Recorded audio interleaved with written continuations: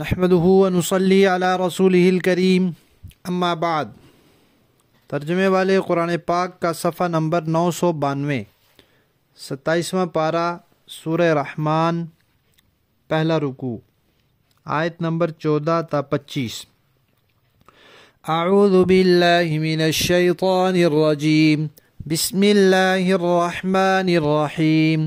خلق الإنسان من صلصال كالفخار وخلق الجان من مارج من نار فبأي آلاء ربكما تكذبان رب المشرقين ورب المغربين فبأي آلاء ربكما تكذبان مرج البحرين يلتقيان بينهما برزخ لا يبغيان فبأي آلاء ربكما تكذبان يخرج منهما اللؤلؤ والمرجان فبأي آلاء ربكما تكذبان وله الجوار المنشآت في البحر كالأعلام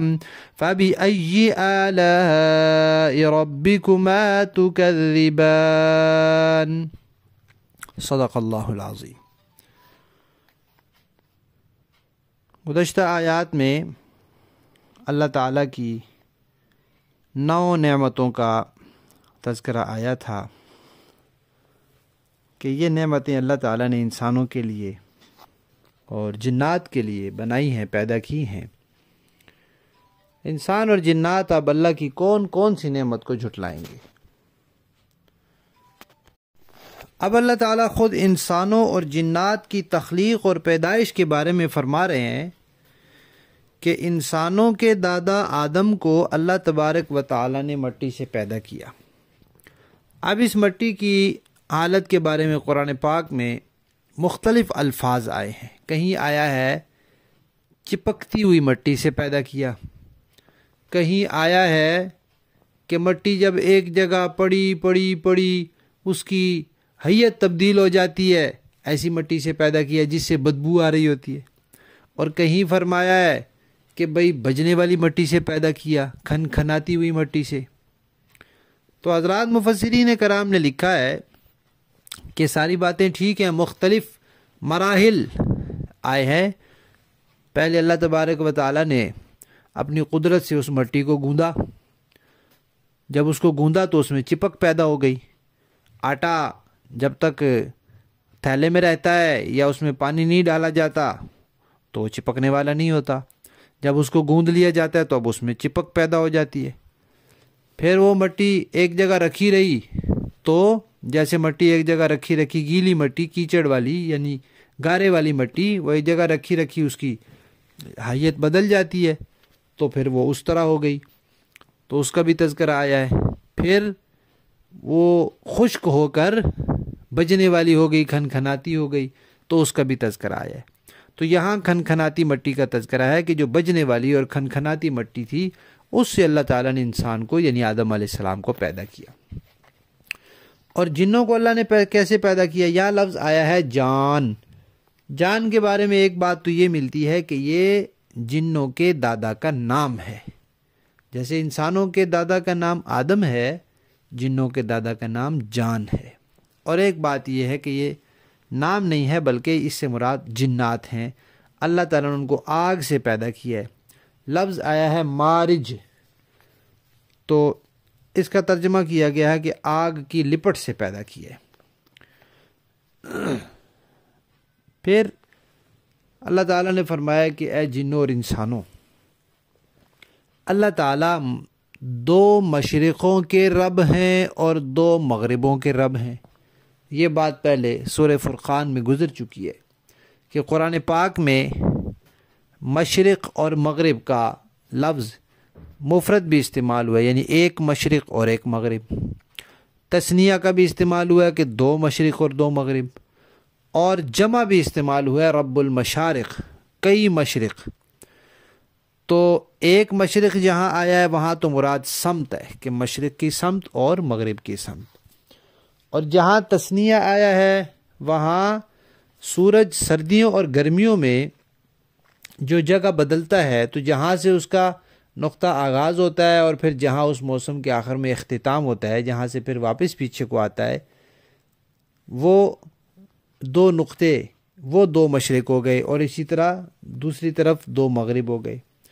اور اگر ہر روز کا اس کا جو سردیوں میں تھوڑا سا فرق ہوتا ہے اس کو شمار کر لیا جائے، اور پھر گرمیوں میں ہر روز تھوڑا سا فرق ہوتا ہے اس کو شمار کر لیا جائے، تو اس طرح پھر کئی مشرق بن جاتے ہیں اور کئی مغرب بن جاتے ہیں۔ تو یہاں دو مشرقوں اور دو مغربوں کا تذکرہ ہے۔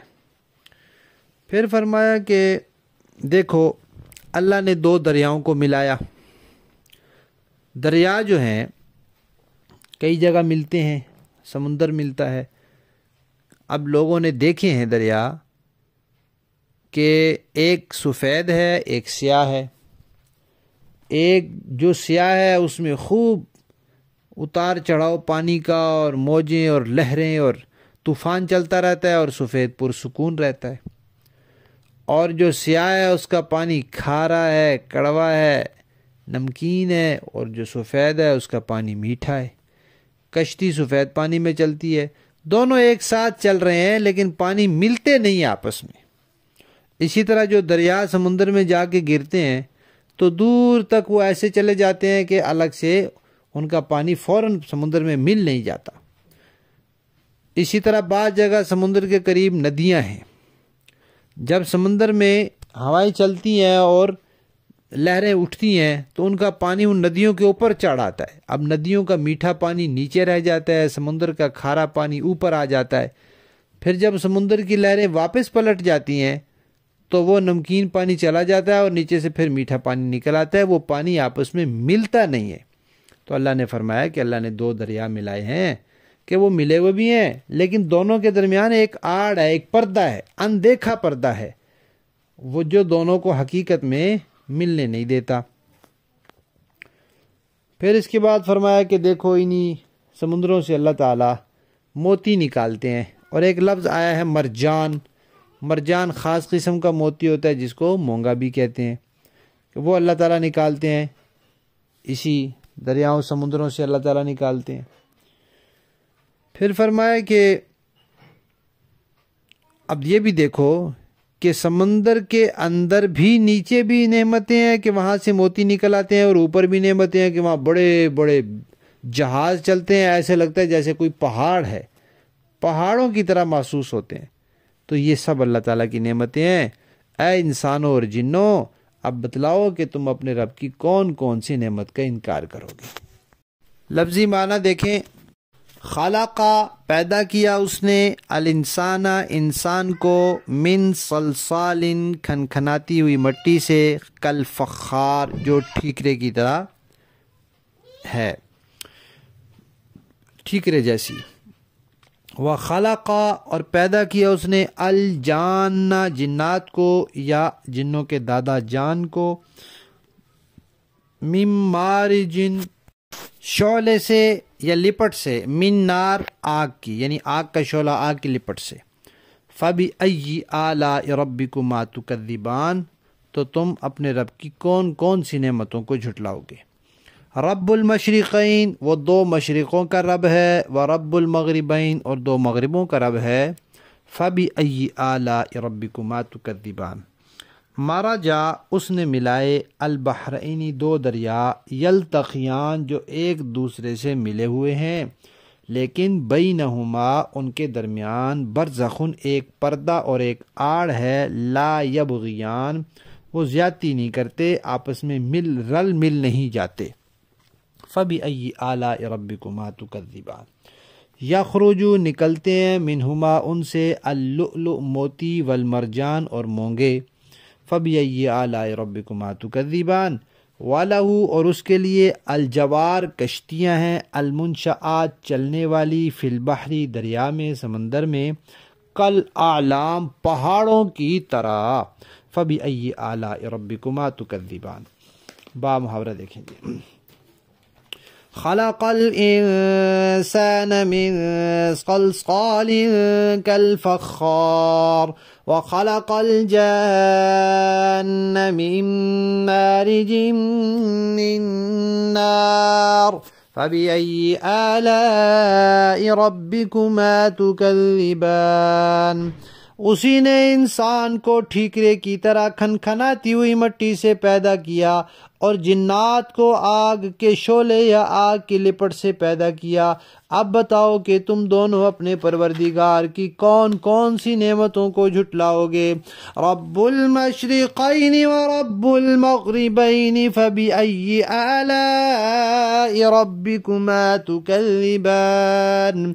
دونوں مشرقوں اور دونوں مغربوں کا پروردگار وہی ہے، اب بتاؤ کہ تم دونوں اپنے پروردگار کی کون کون سی نعمتوں کو جھٹلاؤ گے۔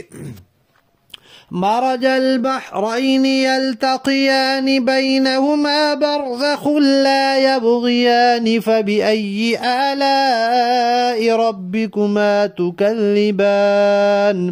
اسی نے دو سمندروں کو اس طرح چلایا کہ وہ دونوں آپس میں مل جاتے ہیں، پھر بھی ان کے درمیان ایک آڑ ہوتی ہے کہ وہ دونوں اپنی حد سے بڑھتے نہیں۔ اب بتاؤ کہ تم دونوں اپنے پروردگار کی کون کون سی نعمتوں کو جھٹلاؤ گے۔ یخرج منہما اللؤلؤ والمرجان فبأی آلاء ربکما تکذبان۔ ان دونوں سمندروں سے موتی اور مونگا نکلتا ہے، اب بتاؤ کہ تم دونوں اپنے پروردگار کی کون کون سی نعمتوں کو جھٹلاؤ گے۔ وَلَهُ الْجَوَارِ الْمُنشَآتُ فِي الْبَحْرِ كَالْأَعْلَامِ فَبِأَيِّ آلَاءِ رَبِّكُمَا تُكَذِّبَانِ۔ اور اسی کے قبضے میں وہ جہاز ہیں جو سمندر میں پہاڑوں کی طرح اونچے کھڑے کیے گئے ہیں، اب بتاؤ کہ تم دونوں اپنے پروردگار کی کون کون سی نعمتوں کو جھٹلاؤ گے۔ صدق اللہ العظیم۔